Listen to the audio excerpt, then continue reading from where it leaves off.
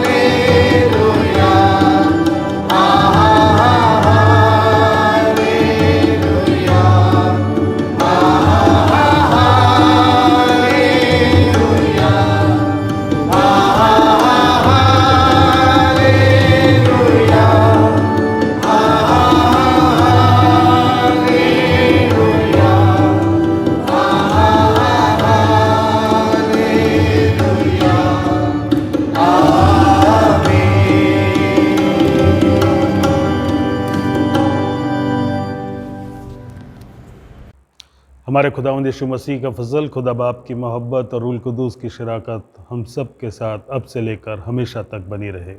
आमीन। सेक्शन 4 और 5 एक साथ कहें। ए तमाम कुदरत के खुदा, तेरे आगे सबके दिल का हाल खुला है, तुझे सबकी मुरादें मालूम हैं और तुझसे कोई भेद छिपा नहीं। अपने पाक रूह के असर से हमारे दिल के ख्यालों को पाक कर, ताकि हम तुझसे कामिल मोहब्बत रखें और लायक तौर पर तेरे पाक नाम की बढ़ाई करें, हमारे खुदावंद मसीह के वसीले से। आमीन। आलम बाला पर खुदा का जलाल और ज़मीन पर उसके लोगों में सुलह। खुदावंद खुदा आसमानी बादशाह, तमाम कुदरत के खुदा बाप, हम तेरी परस्तिश करते, तेरा शुक्र करते और तेरे जलाल के लिए तेरी हमद करते हैं। आए खुदावंद यीशु मसीह, बाप के इकलौते बेटे, आए खुदावंद खुदा, खुदा के बर्रे, तू जहान का गुनाह उठा ले जाता है, हम पर रहम कर। तू बाप के दाहिने ओर बैठा है, हमारी दुआ कबूल कर, क्योंकि यीशु मसीह तू ही कुद्दूस है, तू ही खुदावंद है, तू ही पाक रूह के साथ खुदा बाप के जलाल में आला है। आमीन। प्रेरितों के काम, उसका 9 बाब 22 आयत से 31 आयत तक। परंतु शाऊल और भी सामर्थी होता गया और इस बात का प्रमाण दे देकर कि मसीह यही है, दमश्क के रहने वाले यहूदियों का मुंह बंद करता रहा। जब बहुत दिन बीत गए तो यहूदियों ने मिलकर उसके मार डालने की युक्ति निकाली, परंतु उनकी युक्ति शाऊल को मालूम हो गई। वे तो उसके मार डालने के लिए रात दिन फाटकों पर लगे रहे थे। परंतु रात को उसके चेलों ने उसे लेकर टोकरे में बैठाया और शहरपनाह पर से लटकाकर उतार दिया। यरूशलेम में पहुंचकर उसने चेलों के साथ मिल जाने का उपाय किया, परंतु सब उससे डरते थे, क्योंकि उनको प्रतीति न होता था कि वह भी चेला है। परंतु बरनबा उसे अपने साथ प्रेरितों के पास ले जाकर उनसे कहा कि इसने किस रीति से मार्ग में प्रभु को देखा और उसने इससे बातें की। फिर दमिश्क में इसने कैसे हियाव से यीशु के नाम से प्रचार किया। वह उनके साथ यरूशलेम में आता जाता रहा और निधड़क होकर प्रभु के नाम से प्रचार करता था और यूनानी भाषा बोलने वाले यहूदियों के साथ बातचीत और वाद विवाद करता था। परंतु वे उसके मार डालने का यत्न करने लगे। ये जानकर भाई उसे कैसरिया में ले आए और तरसुस को भेज दिया। सो सारे यहूदिया और गलील और सामरिया में कलीसिया को चैन मिला और उसकी उन्नति होती गई और वह प्रभु के भय और पवित्र आत्मा की शांति में चलती और बढ़ती जाती थी। ये खुदावंद का कलाम है। मैं आपके सामने पढ़ूंगा पहला यूहन्ना, उसका पहला अध्याय, उसकी पहली से चौथी आयत। पहला यूहन्ना, उसका पहला अध्याय, उसकी पहली से चौथी आयत। उस जीवन के वचन के विषय में जो आदि से था, जिसे हमने सुना और जिसे अपनी आँखों से देखा, वरन जिसे हमने ध्यान से देखा और हाथों से छुआ। यह जीवन प्रकट हुआ और हमने उसे देखा और उसकी गवाही देते हैं और तुम्हें उस अनंत जीवन का समाचार देते हैं जो पिता के साथ था और हम पर प्रकट हुआ। जो कुछ हमने देखा और सुना है उसका समाचार तुम्हें भी देते हैं, इसलिए कि तुम भी हमारे साथ सहभागी हो और हमारी यह सहभागिता पिता के साथ और उसके पुत्र यीशु मसीह के साथ है। और ये बातें हम इसलिए लिखते हैं कि हमारा आनंद पूरा हो जाए। यह खुदावंद का कलाम है। इंजील के पढ़े जाने से पहले हम गाएंगे गीत नंबर 277।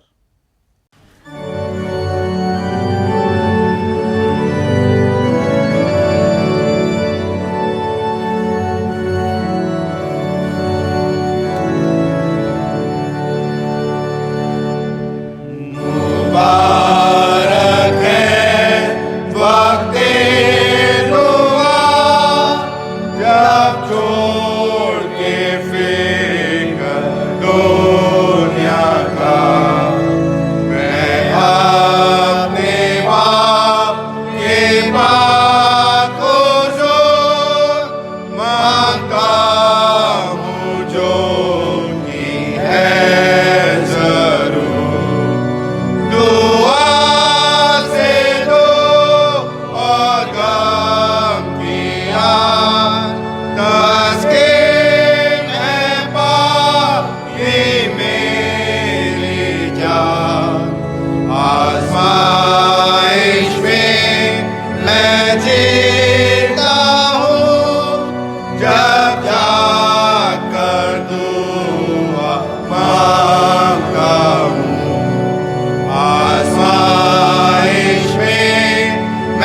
चेता हूँ जब जाकर दुआ मांगता हूँ।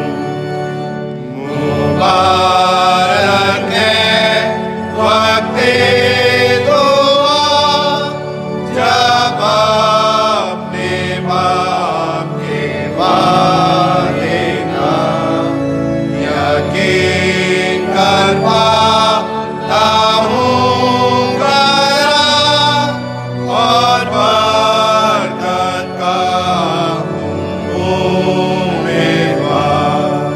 मेरे दीदार के तालिब हो यीशु मैं ढूंढता हूँ उसको कि अपनी फिक्र सारा संग डालूं दुआ में उसी पर कि अपनी फिक्र सारा संग डालूं दुआ में उसी पर। मुबारक है वक्त दुआ तस्कीन मैं उससे पाऊंगा। जब तक रहूं यरदन इस पार और करूं दूर इससे दीदार।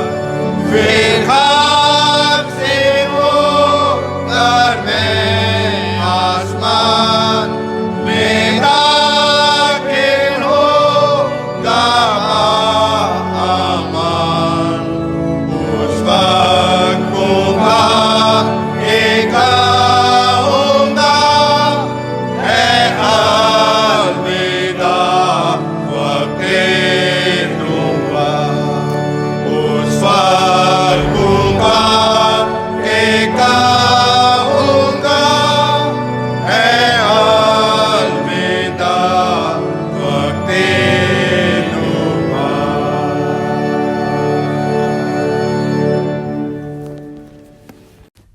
नए नियम से यूहन्ना की इंजील उसका 13 बाब उसकी 31 आयत से 35 आयत तक। यूहन्ना 13 31 से 35। जब वो बाहर चला गया तो यीशु ने कहा, अब मनुष्य पुत्र की महिमा हुई और परमेश्वर की महिमा उसमें हुई, और परमेश्वर भी अपने में उसकी महिमा करेगा, वरन तुरंत करेगा। हे बालको, मैं और थोड़ी देर तुम्हारे पास हूँ, फिर तुम मुझे ढूंढोगे। और जैसा मैंने यहूदियों से कहा कि जहाँ मैं जाता हूँ वहाँ तुम नहीं आ सकते, वैसे ही मैं अब तुमसे भी कहता हूँ।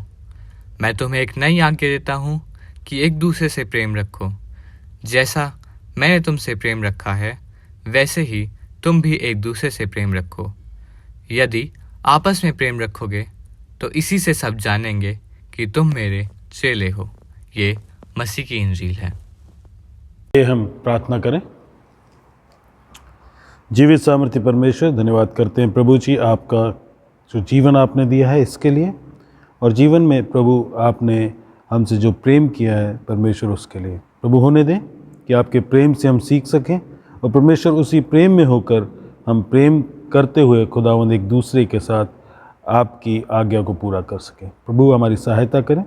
जब वचन में हम थोड़ी देर के लिए जाते हैं, उस पर गौर करते हैं, होने दें कि आपकी पवित्र आत्मा के द्वारा इस वचन को समझ भी सकें। प्रभु यीशु क्रिस्त के नाम में मांगते हैं, आमीन। यूहन्ना की इंजील उसके 13वें अध्याय उसके 34 पद में खुदावंद यीशु मसीह अपने चेलों से कहते हैं, मैं तुम्हें नई आज्ञा देता हूँ कि एक दूसरे से प्रेम रखो। जैसा मैंने तुमसे प्रेम रखा है, वैसे ही तुम भी एक दूसरे के साथ प्रेम रखो। ये शब्द प्रभु यीशु मसीह के अपने चेलों के लिए हैं, लेकिन यही शब्द आज परमेश्वर ने मेरे और आपके लिए भी दिए हैं। और यहाँ पर जब हम देखते हैं कि प्रभु यीशु मसीह अपने चेलों से प्रेम करने की बात कर रहे हैं, एक नई आज्ञा की बात कर रहे हैं, तो इसमें प्रेम की बात को लेकर नया नहीं है, क्योंकि हम देखते हैं कि खुदावंद यीशु मसीह पहले भी प्रेम की बात करते रहे हैं, प्यार करने की बात करते रहे हैं, और पुराने नियम के समय से शिक्षाएं प्रेम के ऊपर दी गई हैं। लेकिन यहाँ पर जो चीज़ नई है वो ये है कि प्रभु यीशु मसीह ने उस बार को, उस स्टैंडर्ड को बहुत ऊंचा कर दिया है। क्योंकि जब वो कहते हैं जैसे मैंने तुमसे प्रेम रखा है वैसे ही तुम भी एक दूसरे से प्रेम रखो, जैसे मैंने तुमसे प्रेम किया है। और प्रभु यीशु मसीह के प्रेम की जो चरम सीमा है वो हमें कलवरी के क्रूस पर दिखाई देती है, जहाँ पर उन्होंने हमारे लिए, हमारे गुनाहों की माफ़ी के लिए, हमारी नजात के लिए अपने आप को बलिदान किया। ये आगे हमें सीधा कलवरी के क्रूस की तरफ लेकर जाती है। अभी थोड़ी देर के बाद इसके ऊपर गौर करेंगे। लेकिन खुदावंद यीशु मसीह जब नई आज्ञा की बात कर रहे हैं, इसमें जो नए आज्ञा को वो जोड़ रहे हैं, तो प्रभु यीशु मसीह जो कह रहे हैं वो ये नहीं है कि जैसा अफेक्शन, जैसा प्रेम हम अपने परिवार के लिए रखते हैं ये उससे बढ़कर है। जैसा प्रेम हम अपने दोस्तों के लिए, जो फीलिंग्स हम अपने दोस्तों के लिए रखते हैं, ये उससे बढ़कर है। हमारी कर्टसी और हमारा अच्छा बर्ताव जो लोगों के लिए है ये उससे कहीं ज़्यादा बढ़कर है। क्योंकि यहाँ पर खुदावंद यीशु मसीह ने जिस बार को ऊंचा किया है, जिस चीज़ को बढ़ाया है, वो बहुत अहम है। क्योंकि हम देख सकते हैं कि खुदावंद यीशु मसीह यहाँ पर जिस चीज़ की डिमांड कर रहे हैं, जिस चीज़ की मांग कर रहे हैं, वो ये है कि हम जो प्रभु यीशु मसीह के कहलाते हैं, उनके शिष्य या उनके शागिर्द कहलाते हैं, उनको किस रीति से प्रेम करना है। हमें जब प्रेम करना है तो ना सिर्फ हमें अपने परिवार के साथ प्रेम करना है, ना सिर्फ हमें अपने उन मसीही भाई बहनों के साथ प्रेम करना है जिनके साथ हम संगति करते हैं, ना सिर्फ हमें उन भटके हुए लोगों से जो अभी तक विश्वास में नहीं हैं उनके साथ प्रेम करना है, हमें प्रेम करना है अपने दुश्मनों के साथ भी। हमें प्रेम करना है उन लोगों के साथ भी जो हम कह सकते हैं कि दे आर अनवर्दी, अनलवेबल, जिन्हें हम प्यार करना नहीं चाहेंगे साधारण सी परिस्थितियों में। लेकिन प्रभु यीशु मसीह कहते हैं कि हमें प्रेम करना है, क्योंकि जब हम प्रेम करते हैं तो प्रेम में हम कई बातों को प्रभु यीशु मसीह से सीखते हैं। यहाँ पर एक ऑथर ने बड़ी अच्छी बात लिखी है कि हमारा जो प्रेम करना है या जो हमारा एक दूसरे के साथ प्रेम का संबंध है वो बड़ा रिफाइंड सेल्फिशनेस में हम उसको डिफ़ाइन कर सकते हैं। रिफाइंड सेल्फिशनेस का मतलब क्या है? वो मतलब ये है कि हम ये कहते हैं कि हम जो मसीह हैं या हम जो लोग हैं, हम इतने बुरे नहीं हैं कि सबको बुरा ट्रीट करते हैं, सबके साथ बुरा बर्ताव करते हैं। हम उन लोगों की तरह नहीं है जो सबको बुरे तरीके से ट्रीट करते हैं। हम तो सिर्फ उन लोगों को जो हमें पसंद नहीं है उनको बुरा ट्रीट करते हैं, बाकी सब लोगों के साथ हम अच्छा बर्ताव करते हैं। ये किस्म का सेल्फिश होना और रिफाइंड सेल्फिशनेस की डेफिनेशन में आता है। जब हमको प्रेम करना है तो किस रीति से प्रेम करना है? हमें उन लोगों को भी प्रेम करना है जो अनवर्दी हैं, अनलवेबल हैं, जिनसे प्यार किया जाना, जिनसे प्रेम किया जाना शायद साधारण परिस्थितियों में लोगों को समझ में नहीं आता। और जब हम ऐसे लोगों से प्रेम करते हैं जो हमारे खिलाफ भी हैं, जो हमारे विरुद्ध में भी हैं, तो हम वो उदाहरण कायम करते हैं कि ना सिर्फ मसीह लोग देखकर हमें कहें कि ये अनोखे और अनूठे लोग हैं, बल्कि दुनिया जब हमें देखे तो वो ये कहे कि इनके अंदर कुछ अलग है, इनके अंदर कुछ खास है। और वो खास क्या है? खुदावंद यीशु मसीह की वो आज्ञा जो हमें प्रेम करना सिखाती है। यहाँ पर कई बार हम इस डेफिनेशन को सिर्फ लोगों के साथ लिमिट कर देते हैं, जो हमारे आसपास हैं, उन लोगों के साथ लिमिट कर देते हैं जिनके साथ हमारा सीधा संपर्क है। लेकिन परमेश्वर हमें बताते हैं कि हमें किस रीति से ना सिर्फ उन लोगों के साथ जो हमारे आसपास है प्रेम करना है, लेकिन उनके साथ भी प्रेम करना है जो हमारे दायरे से बाहर हैं, ताकि हम अपनी सीमाओं को बढ़ा सकें और उन सीमाओं से बाहर जाकर भी लोगों से प्रेम करते रहें और प्रेम में आगे बढ़ते रहें, ताकि खुदावंद यीशु मसीह का जो दिया हुआ प्रेम है वो हम में दिखाई दे। क्योंकि जो प्रेम की परिभाषा है, अगर उस हम देखें और उसमें आगे बढ़ें तो प्रेम हम क्यों करते हैं? पहला यूहन्ना उसका 4 अध्याय और उसके 10वें पद को जब हम देखते हैं तो वहाँ पर लिखा है, प्रेम इसमें नहीं है कि हमने परमेश्वर से प्रेम किया, पर इसमें है कि उसने हमसे प्रेम किया और हमारे पापों के प्रायश्चित के लिए अपने पुत्र को भेजा। यहाँ पर खुदावंद यीशु मसीह साफ साफ कह रहे हैं कि हमारे लिए, हमारे गुनाहों की माफ़ी के लिए एक इंतज़ाम किया गया, और वो इसलिए किया गया क्योंकि परमेश्वर ने हमसे प्रेम किया। और जब परमेश्वर ने हमसे प्रेम किया तो यूहन्ना भी बार बार इस बात को कहता है, पौलुस भी बार बार इस बात को कहता है, पतरस भी बार बार इस बात को कहता है कि ये सारी बातें जो हमारे गुनाहों की माफ़ी के लिए हैं, जो हमें क्रूस पर, उस कलवरी के क्रूस पर दिखाई देती हैं, हमारे प्रायश्चित के लिए, हमारे पापों के प्रायश्चित के लिए उसने अपने पुत्र को भेज दिया। हमारे पापों के लिए उसने कुछ भी नहीं रख छोड़ा, उसका जो सबसे अजीज था वो उसने हमारे लिए दे दिया। इसीलिए वो आगे कहता है, हे प्रियो, जब परमेश्वर ने हमसे ऐसा प्रेम किया तो हमें भी आपस में एक दूसरे के साथ प्रेम रखना चाहिए। क्योंकि परमेश्वर ने प्रेम किया, इसलिए हमें भी एक दूसरे के साथ प्रेम रखना चाहिए और हमें उस प्रेम में लगातार आगे बढ़ना है। और उस प्रेम में जिसमें आगे बढ़ने की बात को हमारे लिए कहा गया है, वो क्यों ज़रूरी है? क्योंकि इसका आधार खुदावंद यीशु मसीह हमें बताते हैं। मत्ती की इंजील उसके 22वें अध्याय और उसके 37 से 40 पद तक जब हम देखते हैं तो वहाँ पर भी आज्ञा की बात की गई है। जब खुदावंद यीशु मसीह एक डिबेट में थे, एक डिस्कशन में थे, और उनके इस डिस्कशन में जब एक व्यवस्थापक ने पूछा कि सबसे बड़ी आज्ञा क्या है, तो खुदावंद यीशु मसीह ने उसको जब सवाल किया तो उसने कहा, तू अपने परमेश्वर, अपने प्रभु से अपने सारे मन, अपने सारे प्राण, अपनी सारी बुद्धि के साथ प्रेम रख। बड़ी आज्ञा और मुख्य आज्ञा तो यही है, और उसी के समान दूसरी यह भी है कि तू अपने पड़ोसी से अपने समान प्रेम रख। Love your God and love your neighbour. तो इसके बाद खुदावंद यीशु मसीह कहते हैं, यही दो आज्ञाएं सारी व्यवस्था और भविष्यवक्ताओं का आधार हैं। This is the foundation, this is the cornerstone of all the commandments and all the prophecies and all the law. और इसलिए जब हम इस बात को देखते हैं कि खुदावंद यीशु मसीह कहते हैं प्रेम करना परमेश्वर से और प्रेम करना इंसानों से ये सारी व्यवस्था का आधार है, तो हमें समझना चाहिए कि प्रभु यीशु मसीह ये कह रहे हैं कि जो कुछ अब तक मैंने तुम्हें सिखाया है, जो कुछ तुमने अब तक मुझसे सीखा है, उसका एसेंस, उसका निचोड़ ये है कि परमेश्वर से प्रेम करो और लोगों से प्रेम करो।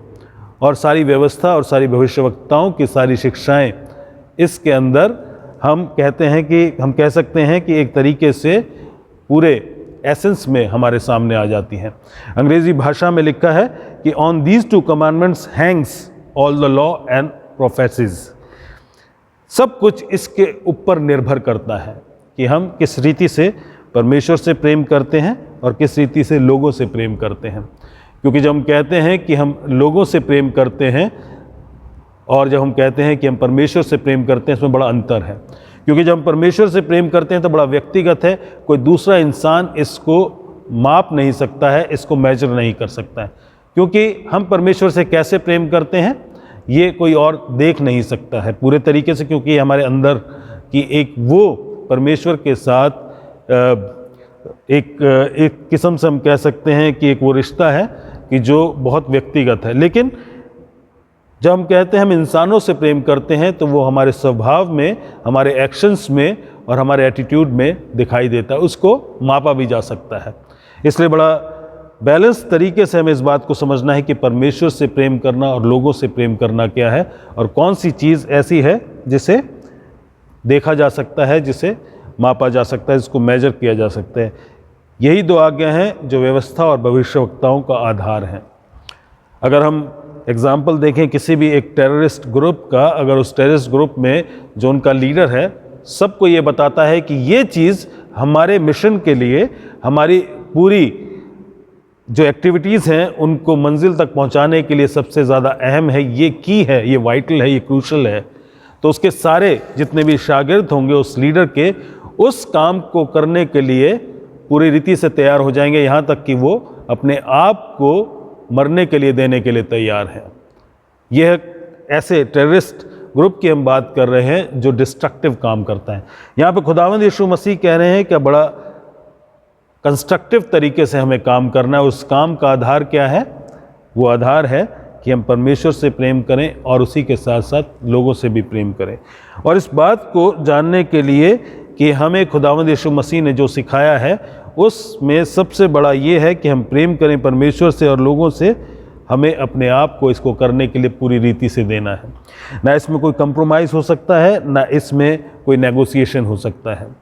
ये बुनियाद है और उस बुनियाद के ऊपर हमारा मसीह जीवन आधारित है। हमारी सारी शिक्षाएं जो हम मसीही शिक्षाएं अपने जीवन में लेते हैं इसके ऊपर आधारित है।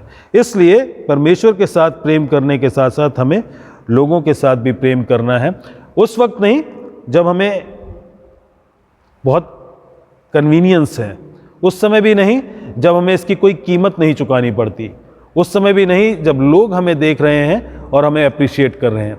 हमें उस वक्त भी लोगों से प्रेम करना है, एक दूसरे के साथ प्रेम करना है जब उसकी कीमत हमें चुकानी पड़ती है। हमें उस वक्त भी प्रेम करना है जब ये हमारे लिए कन्वीनियंट नहीं है। हमें उस समय भी प्रेम करना है जब हमें कोई नहीं देख रहा, सिर्फ परमेश्वर देख रहा है। क्योंकि जो प्रेम की परिभाषा है, जब क्रूस की ओर नज़र करते हैं तो हम कह सकते हैं कि प्रेम की डेफिनेशन हमें वहाँ पर मिलती है। और प्रेम की जो सही डेफिनेशन है वो ये है दैट वी पे the price for the benefits of others. क्योंकि खुदावंद यीशु मसीह ने जो क्रूस पर किया उसने कीमत चुकाई और उसका फ़ायदा हम सबको मिला। वैसे ही हमें भी इस बात को सीखना है कि जब हम प्रेम करते हैं तो हमें कीमत चुकाने के लिए तैयार रहना है ताकि दूसरों का फ़ायदा हो सके। जबकि हमारी जो सोच है वो ये होती है, मेरी खुशियाँ, मेरी बढ़ोतरी, मेरी बेहतरी, मेरी सिक्योरिटी, मेरा फ़ायदा। और खुदावंद का कलाम हमें क्या सिखाता है? हमें क्या करना है? दूसरे की बेहतरी, दूसरे की बढ़ोतरी, दूसरे की खुशियाँ और दूसरे की सिक्योरिटी। जब हम कलाम में इन बातों को देखते हैं तो हम समझ सकते हैं कि खुदावंद यीशु मसीह ने उस बार को हमारे लिए कितना ऊंचा किया। और इसलिए ये बड़ा मुश्किल हो जाता है, लेकिन इसको हम किस रीति से कर सकते हैं।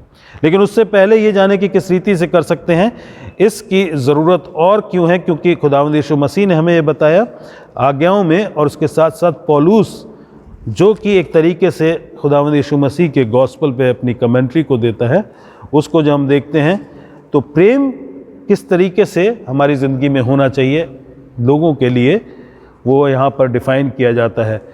पहला कुरिन्थियों उसके 13वें अध्याय में जब हम जाते हैं तो वहाँ पर लिखा है, यदि मैं मनुष्य और स्वर्गदूतों की बोलियाँ बोलूँ और प्रेम न रखूँ तो ठनठनाता हुआ पीतल और झनझनाती हुई झांझ हूँ। यहाँ पर पौलुस हाइपरबोले एक किस्म से बड़ी मिसाल को देकर कुछ समझाने की कोशिश कर रहा है। और वो मिसाल क्या है कि वो कह रहा है कि तुम सबसे बेहतरीन चीज़ को अगर लो, उसको अगर उसकी सबसे ऊंची ऊंचाई पर ले जाकर रख लो, उसकी पूरी एक्सीलेंस पर भी ले जाओ, तो उसको किस तरीके से कंपेयर किया जा सकता है? वो कहता है, यदि मैं मनुष्य और स्वर्गदूतों की बोलियां बोलूं, अगर मैं फरिश्तों की ज़बान भी बोलने लगूं। इसका मतलब ये नहीं है कि फ़रिश्तों की ज़बान कोई ख़ास ज़बान ऐसी है। फ़रिश्तों की ज़बान का मतलब ये है जो मैसेंजर, क्योंकि ग्रीक भाषा में और इब्रानी भाषा में जब भी फ़रिश्तों की बात होती है, जो शब्द इस्तेमाल किया गया है वो मैसेंजर के लिए, वो जो संदेश लेकर जाता है। अगर मैं परमेश्वर के संदेश को बिल्कुल परफेक्ट तरीके से बोलना सीख जाऊँ, परमेश्वर का जो मैसेज है उसको बिल्कुल सही तरीके से लोगों के सामने रखने वाला हो जाऊं, और उसके बावजूद अगर मैं प्रेम ना रखूं तो सिर्फ ठनठनाता हुआ पीतल और झनझनाती हुई झांझू। मेरा एक बहुत अच्छा प्रचारक होना, मेरा बहुत अच्छा संदेशवाहक होना, परमेश्वर का मैसेंजर होना भी बेमानी और बेमकसद हो जाता है अगर मेरे दिल में प्रेम नहीं है। If I do this out of my own pride and my own ego, अगर मैं सिर्फ अपने लिए करता हूँ और लोगों के प्रेम में प्रेरित होकर इस काम को नहीं करता हूँ, तो मैं ठनठनाता हुआ पीतल और झनझनाती हुई झांझ हूँ। उसके बाद वो आगे कहता है, और यदि मैं भविष्यवाणी कर सकूँ और सब भेदों को और सब प्रकार के ज्ञान को समझूँ, और मुझे यहाँ तक पूरा विश्वास हो कि मैं पहाड़ों को उठा दूँ, परंतु प्रेम रखूँ तो मैं कुछ भी नहीं। यहाँ पर एक और प्रोग्रेशन हमें दिखाता है। वो कहता है, अगर मैं भविष्यवाणी कर सकूँ, हम में से कौन सा ऐसा इंसान होगा जो ये ना चाहे कि हम आने वाले समय के बारे में या परमेश्वर के कलाम के बारे में, उसके संदेश के बारे में लोगों को सही सही बता सकें। हम सब चाहेंगे, ख़ास तौर से जो प्रचारक होते हैं, जो बोलने वाले हैं खुदा के कलाम में से, वो ये चाहेंगे कि उनके पास ये गिफ्ट हो कि वो परमेश्वर के कलाम से भविष्यवाणियाँ कर सकें, लोगों को आने वाले समय के बारे में बता सकें और प्रिसीजन के साथ, बिल्कुल एक्यूरेसी के साथ बता सकें कि किस वक्त क्या कैसे होने वाला है, खुदा का कलाम क्या कहता है। इसके साथ मैं सब भेदों को जान सकूं। कलाम में कितने राज हैं जिसे हम जान नहीं सकते हैं। कितने भी एक्सपर्ट क्यों ना हो जाए, कोई भी इंसान पूरे तरीके से कलाम के राजों को नहीं समझ सकता है। और ये पौलुस कहता है, अगर मैं कलाम के सारे राजों को, उनके सारे भेदों को जान लूँ, और उसके साथ कहता है सब प्रकार के ज्ञान को समझूं, मेरी अंडरस्टैंडिंग, मेरी समझ इतनी ज़्यादा हो जाए कि मैं भविष्यवाणी कर सकूं, कलाम के राज को समझ सकूं और उन सारी बातों को बहुत अच्छे तरीके से लोगों के सामने रख सकूं। मैं कितना बड़ा प्रचारक, कितना बेहतरीन एक ऐसी पर्सनैलिटी बन जाऊंगा, सेलिब्रिटी बन जाऊंगा कि लोग मेरी वाह वाह करेंगे। लेकिन अगर मैं प्रेम ना रखूं तो ये सब कुछ बेमानी और सब कुछ बेमकसद है। मेरा परमेश्वर के कलाम का बहुत अच्छा प्रचारक होना, मेरा सब भेदों को जानना, कलाम को एक्यूरेसी के साथ रखना और सारी बातों की समझ रखना, उसका कोई फ़ायदा मुझे नहीं मिलने वाला अगर मैं प्रेम नहीं रखता, अगर मेरे अंदर प्रेम नहीं है। यदि मैं अपनी संपूर्ण संपत्ति कंगालों को खिला दूं और अपनी देह जलाने के लिए दूं और प्रेम ना रखूं तो मुझे कुछ भी लाभ नहीं। अजीज़ों, अगर मैं अपने आप को कुर्बान होने के लिए दे दूं, शहादत के लिए भी दे दूं और मैं सब कुछ करूं लेकिन प्रेम ना रखूं तो वो भी मुझे कुछ फ़ायदा नहीं पहुंचाएगा। खुदा की बादशाहत में मेरे लिए कोई जगह नहीं होगी। इसलिए प्रेम रखना ज़रूरी है।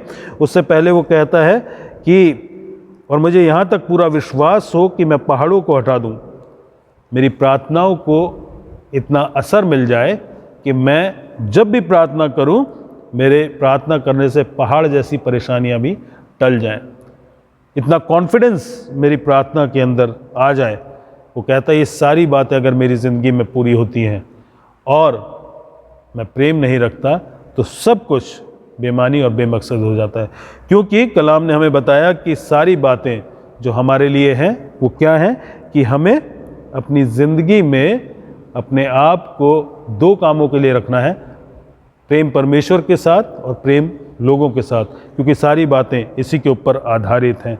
और जब हम इन सारी बातों को देखते हैं तो हम देख सकते हैं कि ये सिर्फ जो बात है एक या दो जगह नहीं लिखी है, कलाम में बार बार ये हमारे सामने आती है। अगर हम तीतुस के नाम पौलुस की पत्री को देखते हैं, उसके पहले अध्याय और उसके पहले तिमोथी को देखते हैं, उसके पहले अध्याय उसके 5वें पद को देखते हैं तो वहाँ पर लिखा है, टाइटस के अंदर,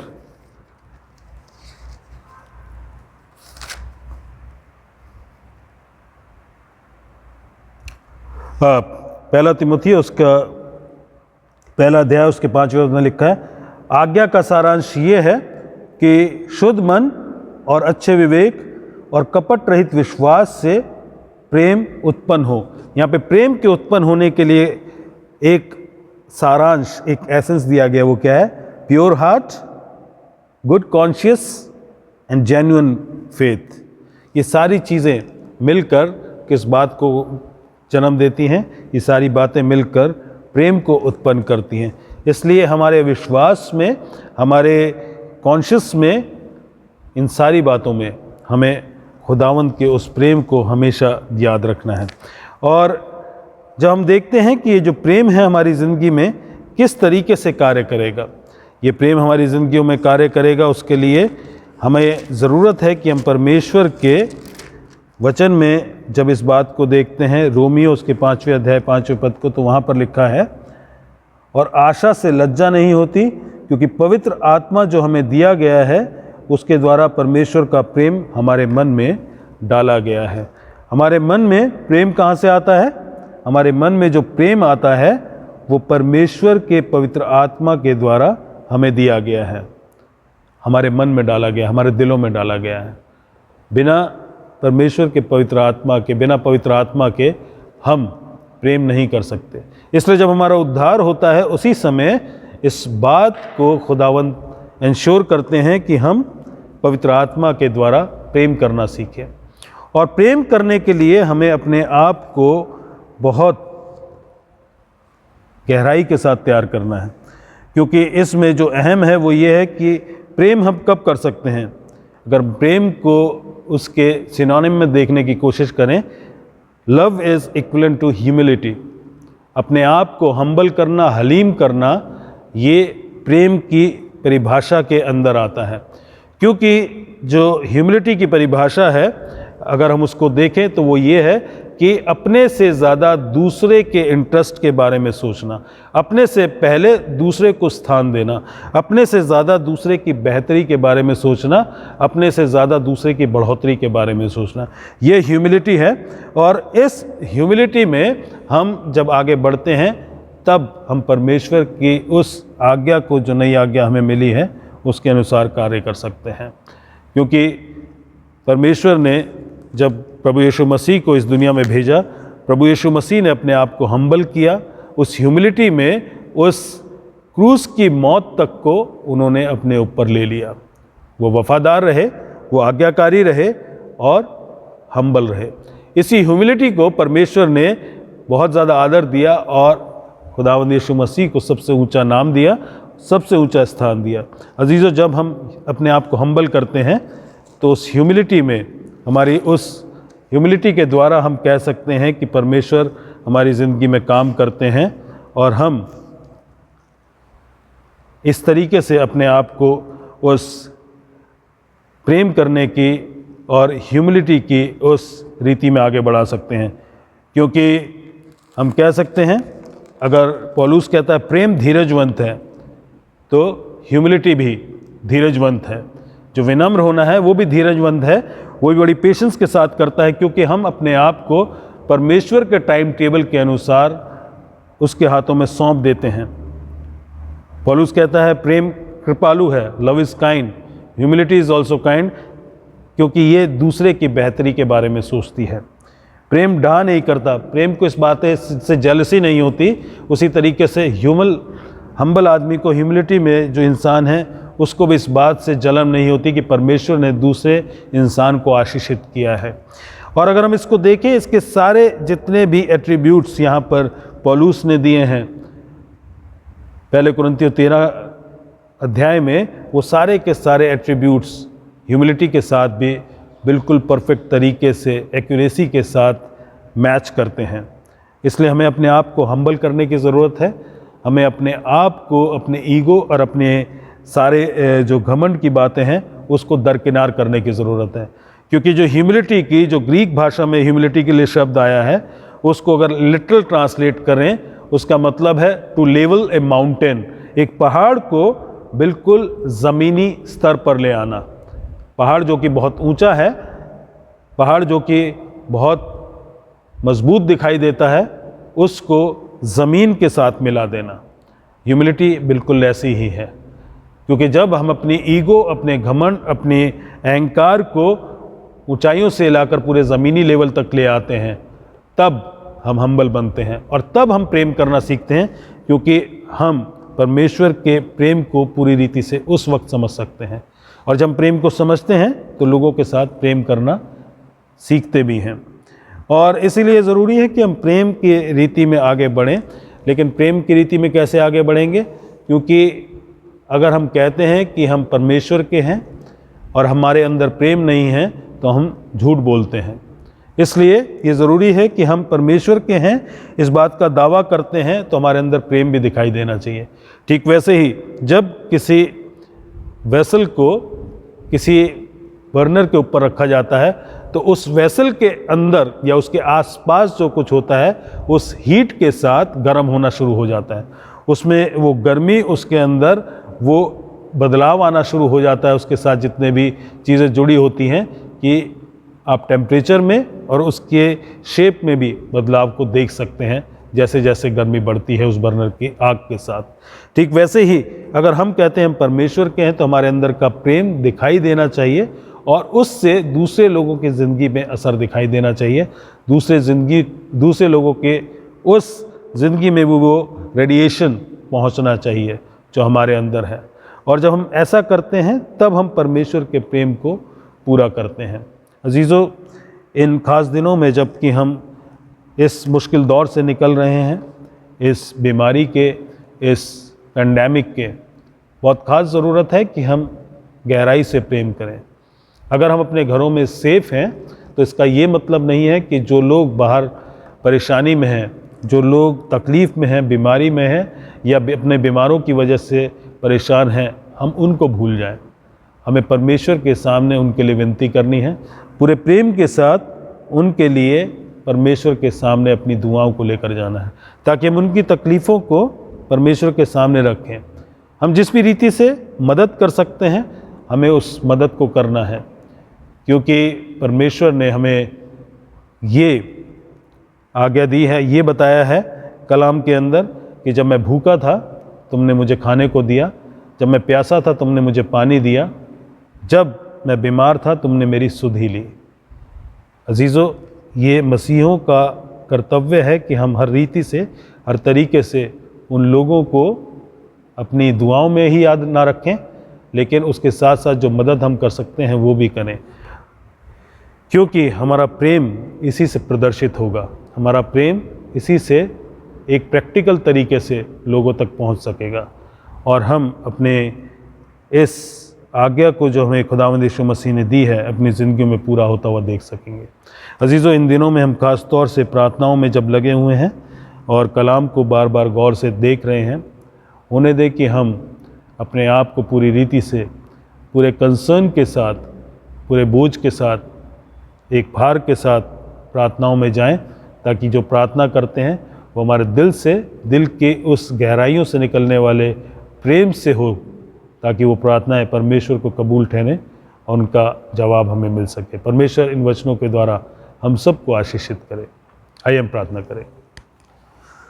खुदावंद, शुक्रगुजार हैं कि आपने हमें बहुत प्रेम किया और खुदावंद आपने कुछ भी नहीं रख छोड़ा।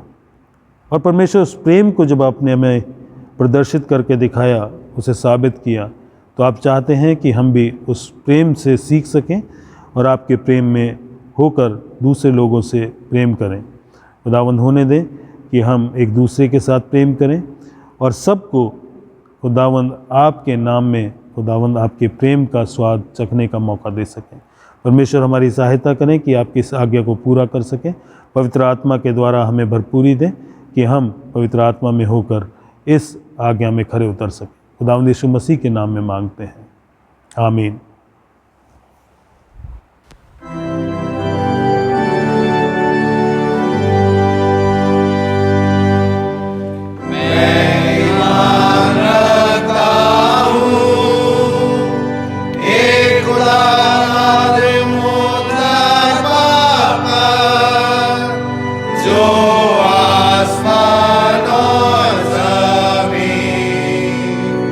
और सबकी और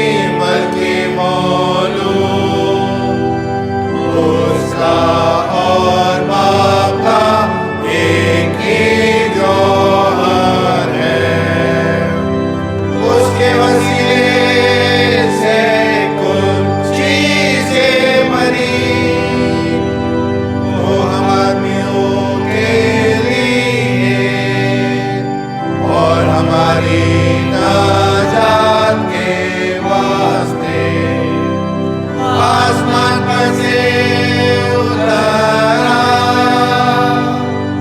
और उनको दोष की मुद्रा से तुम्हारी मरियम से मुजस्सम हुआ और इंसान बना और पैंतुस लातुस के अहद में हमारे लिए मासूमी हुआ।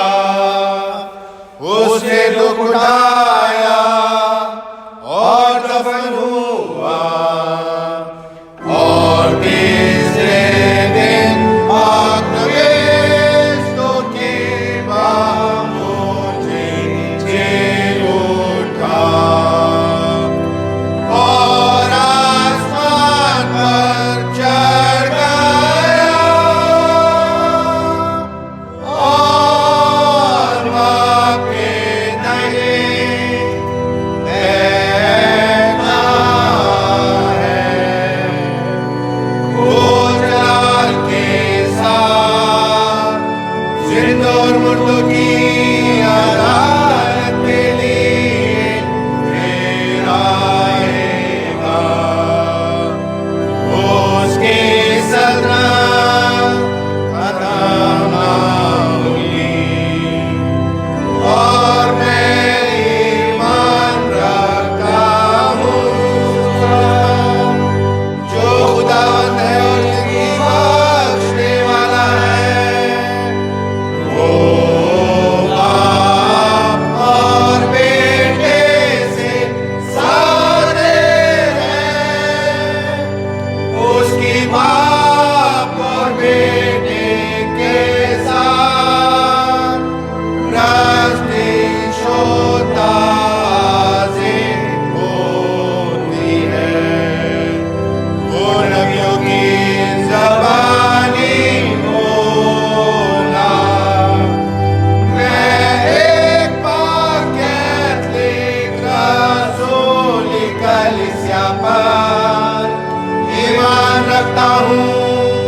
मैं एक बपतिस्मे का जो गुनाहों की माफी के लिए है इकरार करता हूँ और मुर्दों की कयामत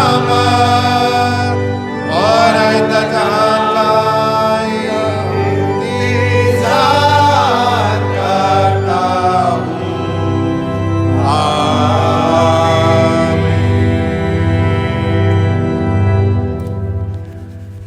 आज सुबह की इस ऑनलाइन इबादत में मैं आप सबका स्वागत करता हूं। परमेश्वर आपको बहुतायत से आशीषित करे। परमेश्वर के अनुग्रह से हम सब एक बार फिर से इस रीति से दुआ में शामिल हो सकते हैं।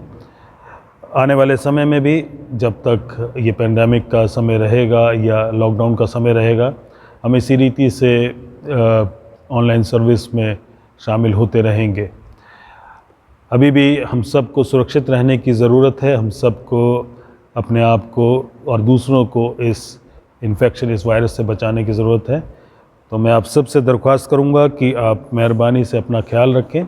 जितनी भी बातें डॉक्टर्स के द्वारा या सरकारी निर्देश हैं जो हमें दिए जा रहे हैं, अपनी खुद की सुरक्षा के लिए और दूसरों की सुरक्षा के लिए उनका पालन करें और हम एक दूसरे को प्रार्थना में लगातार उठाते रहें, क्योंकि हमें चारों तरफ से बीमारी की और बहुत जगह से हमें मौत की भी खबर मिल रही है।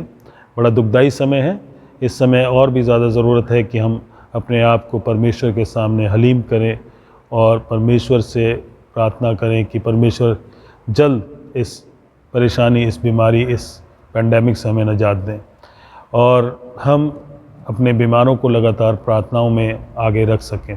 इससे पहले कि हम बीमारों के लिए, डॉक्टर्स, नर्सिस के लिए, तमाम लोगों के लिए प्रार्थना करें, एक अनाउंसमेंट है कि अगर आप चाहते हैं कि जो नौजवान हैं उनका कंफर्मेशन किया जाए, जो कंफर्मेशन के लिए अपनी उस एज तक पहुंच चुके हैं, तो आप उनके नाम मुझे फ़ोन करके दे सकते हैं और आप मुझे बता सकते हैं कि आप कंफर्मेशन के लिए इन बच्चों की, इन नौजवानों की तैयारी चाहते हैं, ताकि आने वाले समय में हम उनकी क्लासेस ले सकें, ऑनलाइन क्लासेस ले सकें और उनको कंफर्मेशन के लिए तैयार कर सकें। ये समय होगा कि हम सब लोगों के लिए प्रार्थना करेंगे जो बीमार हैं, जो गमज़दा ख़ानदान हैं और उन सब के लिए जो इनकी तीमारदारी करते हैं। आइए हम प्रार्थना करें। हमारे प्रभु, हमारे पिता, हमारे परमेश्वर, धन्यवाद करते हैं प्रभु, आपने हम मसीहियों को खुदावन ये समझ दी है कि हर बात के लिए हम आपके ऊपर निर्भर रहें और हर बात के लिए खुदावंद आपकी ओर नज़रें उठाएं। एक बार फिर से आपके पास लौटते हैं, प्रार्थना करते हैं परमेश्वर कि आपका अनुग्रह हम सब पर हो। खुदावंद खास तौर से हम सब उन बीमारों को जो इस वक्त इस बीमारी से खुदावंद परेशान हैं, इसकी लपेट में है खुदावंद, आपसे मांगते हैं कि खुदावंद आप उन सब को छू कर खुदावंद अपनी शिफा उनके जिस्म में दें और खुदावंद होने दें कि आपकी इस शिफा को अपने शरीरों में महसूस कर सके। खुदावंद जबकि बहुत सी ऐसी बाधाएं हैं, रिसोर्सेज का, लॉजिस्टिक्स का खुदावंद बहुत ज़्यादा शॉर्टेज चल रहा है, खुदावंद बहुत ज़्यादा कमी है ऑक्सीजन की, दवाइयों की, उस समय खुदावंद जब कि पूरा सिस्टम, मेडिकल सिस्टम कोलैप्स कर रहा है, परमेश्वर हम सिर्फ़ और सिर्फ आपकी ओर नज़रें उठाते हैं, हर एक बीमार को आपके सामने लेकर आते हैं और ख़ास तौर से उन बीमारों को जिनके नाम लगातार हमारे पास आ रहे हैं अलग अलग कलीसियाओं से, परमेश्वर सबको आपके सामने रखते हैं। आपके बहुत से दास खुदावंद जो कि आपके खिदमत में हैं, वो भी इस समय बीमार हैं खुदावंद, उनको भी आपकी हुजूरी में लेकर आते हैं प्रभु, आप उनको भी अपनी चंगाई, अपनी शिफा बख्शें, सेहत दें और खुदावंद के जिस्मों में ताकत दें ताकि खुदावंद वो आपकी खिदमत को कर सकें, आपकी भीड़ों की अगुवाई और रखवाली करते हुए खुदावंद अपनी जिम्मेदारी को पूरा कर सकें। खुदावंद उन ख़ानदानों को याद करते हैं जिन्होंने अपने अजीज़ों को खोया है खुदावंद, इस दुख की घड़ी में खुदावंद आप ही उनका सहारा हैं, आपसे ही उन्हें तसल्ली मिल सकती है। खुदावंद आप उनको अपना इत्मीनान दें, अपनी शांति दें, अपना सब्र दें। खुदावंद सिर्फ़ आपसे ही वो इस शांति को पा सकते हैं और सिर्फ आप ही हैं जो उन्हें संभाल सकते हैं। उनके ईमान को मजबूत रखें और खुदावंद उन्हें संभाले रखें। खुदावंद जितने लोग इनकी तीमारदारी करते हैं, इलाज करते हैं, सब डॉक्टर्स, नर्सेस, पैरामेडिक्स और उन तमाम लोगों को जो इनकी सेवा टहल करते हैं, परमेश्वर आपके हाथों में सौंपते हैं। आप उन पर भी रहम करें, उनको भी सुरक्षित रखें, उनको भी इस संक्रमण से बचा कर रखें और खुदावंद आप उनकी भी सहायता करें। खुदावंद इस वक्त तमाम कलीसियाओं को, आपके तमाम ईमानदारों को आपके हाथों में सौंपते हैं। खुदावंद हम सब पर अपने रहम का हाथ बनाए रखें और खुदावंद हमें अपनी महिमा, अपने जलाल के लिए इस्तेमाल करें। खुदावंद यीशु मसीह के नाम में मांगते हैं, आमीन। आइए हम सब इंसानों के लिए दुआ करें और अपनी दुआओं को खुदावंद यीशु मसीह की दानी सिफारिश के साथ पेश करें।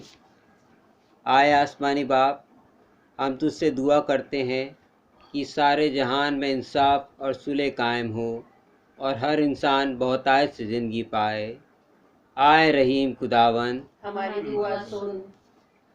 उन सब के लिए जो इस शहर में बसते हैं और उन तमाम बातों को दूर करने के लिए भी जो एक दूसरे में फूट और झगड़े पैदा करती हैं, ताकि हमारे मुल्क में सच्ची एकता और मेल मिलाप की तरक्की हो।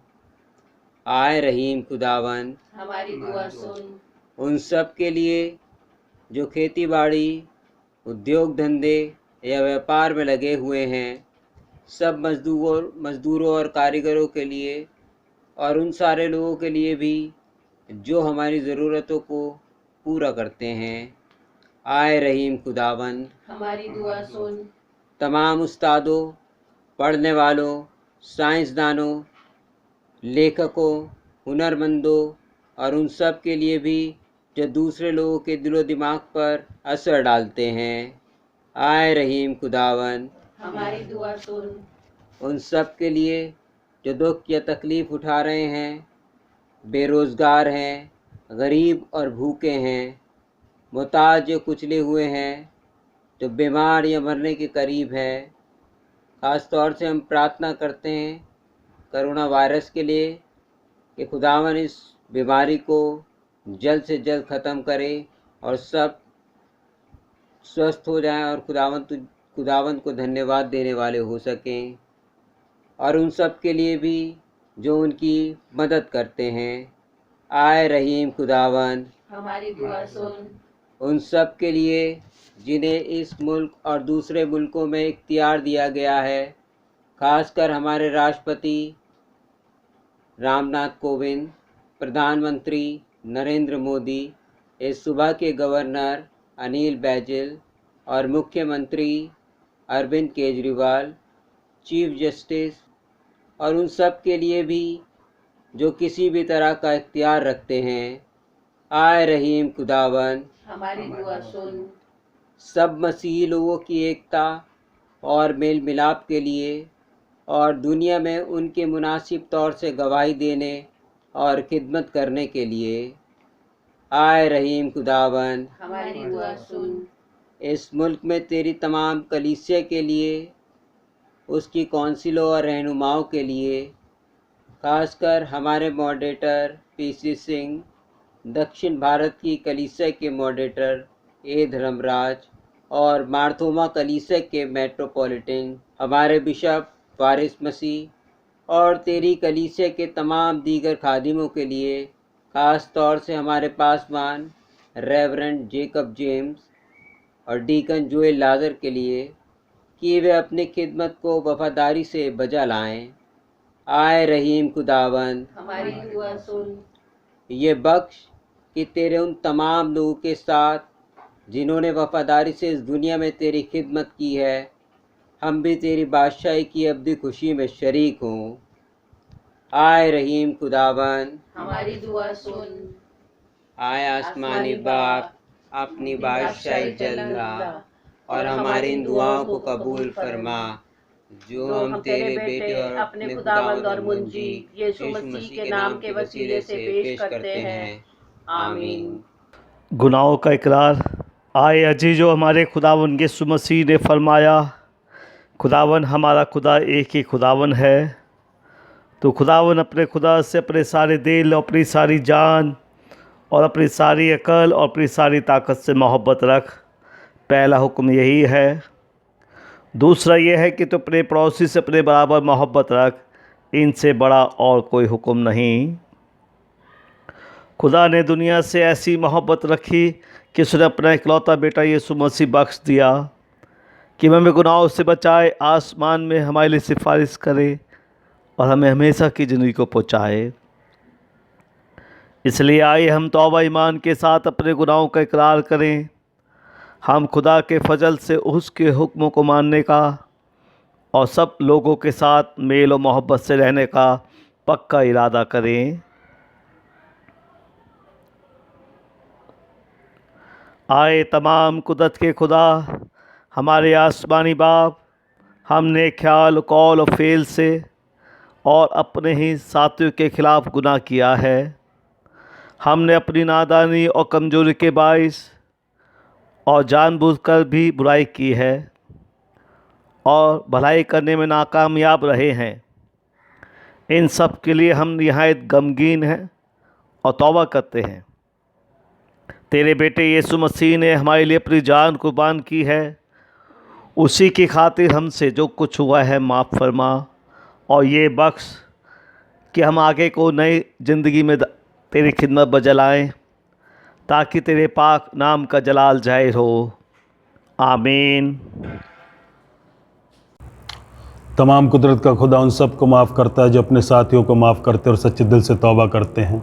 वो हम पर रहम करे, हमारे सब गुनाहों को बख्शे और उनसे हमको रिहाई दे। हर तरह की नेकी में हमको मुस्तकमिल मजबूत करे और हमें हमेशा की ज़िंदगी में कायम रखे, हमारे खुदावंद यीशु मसीह के वसीले से। आमीन। दुआए रब्बानी एक साथ करें। ऐ हमारे बाप, तू जो आसमान पर है, तेरा नाम पाक माना जाए, तेरी बादशाहत आए, तेरी मर्ज़ी जैसे आसमान पर पूरी होती है ज़मीन पर भी हो। हमारी रोज़ की रोटी आज हमें दे, हमारे कसूरों को माफ़ कर कि हम भी अपने कसूरवारों को माफ़ करते हैं। हमें आजमाइश में ना पड़ने दे, बल्कि बुराई से बचा, क्योंकि बादशाहत, कुदरत और जलाल अबद तक तेरा ही है। आमीन। खुदा का इत्मीनान जो समझ से बिल्कुल बाहर है, तुम्हारे दिलों और ख़यालों को खुदा और उसके बेटे हमारे खुदावंद यीशु मसीह की पहचान और मोहब्बत में महफूज रखे और खुदा कादिर मुतलक बाप, बेटे और रुल कुदूस की बरकत तुम पर हो और तुम्हारे साथ हमेशा रहे। आमीन।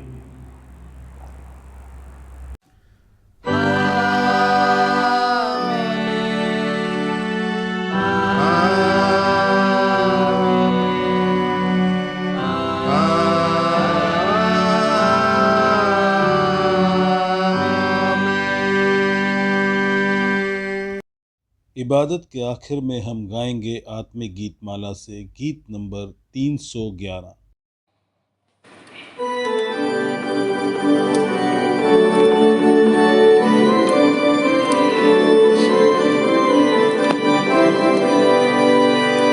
तेरा प्यार है महान, तेरा प्यार है जहान।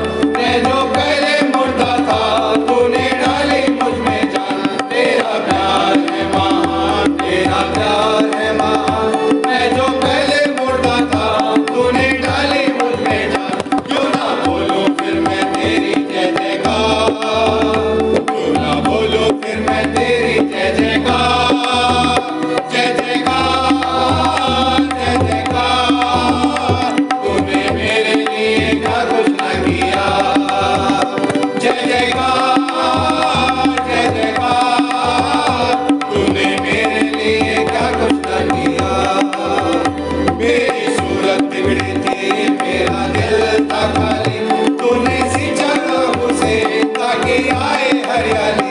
मेरी सूरत बिगड़ी थी, मेरा दिल था खाली, तूने सींचा काबू से ताकि आए हरियाली। क्यों ना बोलूं फिर मैं तेरी जय जयकार, क्यों ना बोलूं फिर मैं तेरी जय जयकार, जय जयकार, जय जयकार।